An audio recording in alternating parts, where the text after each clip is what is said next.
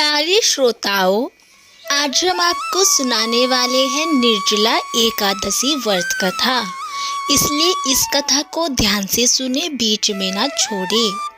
निर्जला एकादशी व्रत की कथा इस प्रकार है। एक बार भीमसेन व्यास जी से कहने लगे कि हे पितामह, भ्राता युधिष्ठिर, माता कुंती, द्रौपदी, अर्जुन, नकुल और सहदेव आदि सब एकादशी का व्रत करने को कहते हैं, परंतु महाराज मैं उनसे कहता हूँ कि भाई मैं भगवान की शक्ति पूजा आदि तो कर सकता हूँ, दान भी दे सकता हूँ, परंतु भोजन के बिना नहीं रह सकता हूँ। इस पर व्यास जी कहने लगे कि हे भीमसेन, यदि तुम नरक को बुरा और स्वर्ग को अच्छा समझते हो तो प्रति मास की दोनों एकादशियों को अन्न मत खाया करो। भीम कहने लगे कि हे पितामह, मैं तो पहले ही कह चुका हूँ कि मैं भूख सहन नहीं कर सकता हूँ। यदि वर्ष भर में कोई एक ही व्रत हो तो वह मैं रख सकता हूँ, क्योंकि मेरे पेट में वर्क नाम वाली अग्नि है, जो मैं भोजन के बिना नहीं रह सकता हूँ। भोजन करने से वह शांत रहती है, इसलिए पूरा उपवास तो क्या एक समय भी बिना भोजन के लिए रहना कठिन है मेरे लिए। अतः आप मुझे कोई ऐसा व्रत बताइए जो वर्ष में केवल एक ही बारी करना पड़े और मुझे स्वर्ग की प्राप्ति भी हो जाए। श्री व्यास जी कहने लगे कि हे पुत्र, बड़े बड़े ऋषियों ने बहुत शास्त्र आदि बनाई है, जिनसे बिना धन के थोड़े परिश्रम से ही स्वर्ग की प्राप्ति हो सकती है। इसी प्रकार शास्त्रों में दोनों पक्षों की एकादशी का व्रत मुक्ति के लिए रखा जाता है।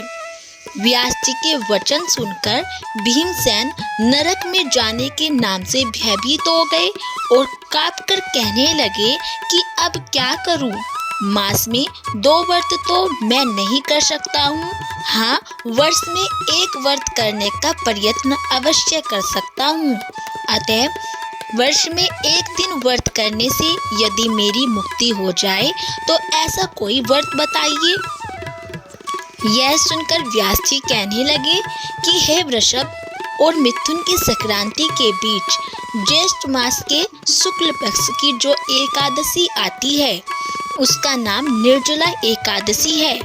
तुम उस एकादशी का व्रत करो और इस एकादशी के व्रत में स्नान और आचमन के सिवा जल वर्जित होता है।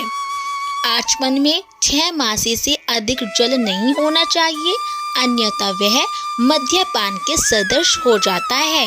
इस दिन भोजन नहीं करना चाहिए, क्योंकि भोजन करने से व्रत नष्ट हो जाता है। यदि एकादशी को सूर्योदय से लेकर द्वादशी के सूर्योदय तक जल ग्रहण न करे तो उसे सारी एकादशियों के व्रत का फल प्राप्त होता है। और द्वादशी को सूर्योदय से पहले उठकर स्नान आदि करके ब्राह्मणों का दान आदि देना चाहिए।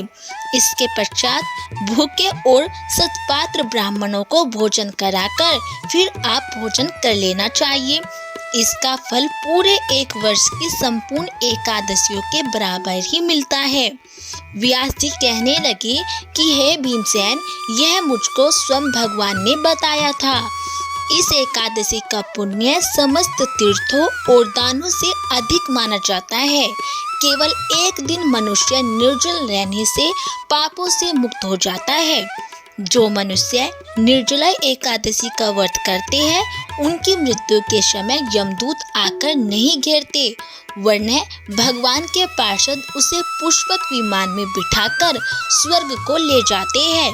अतः संसार में सबसे श्रेष्ठ निर्जला एकादशी का व्रत है, इसलिए यत्न के साथ इस व्रत को करना चाहिए। उस दिन ओम नमो भगवते वासुदेवाय मंत्र का उच्चारण भी करना चाहिए और गोदान करना भी चाहिए।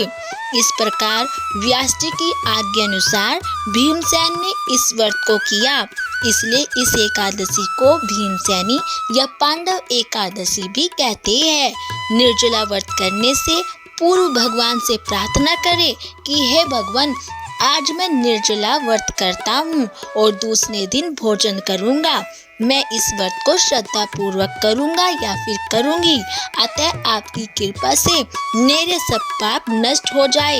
इस दिन जल से भरा हुआ एक घड़ा वस्त्र से ढककर स्वर्ण सहित दान भी करना चाहिए। जो मनुष्य इस व्रत को करते हैं उनको करोड़ फल सोने के दान का फल मिलता है, और जो इस दिन यज्ञादि करके उनका फल तो वर्णन ही नहीं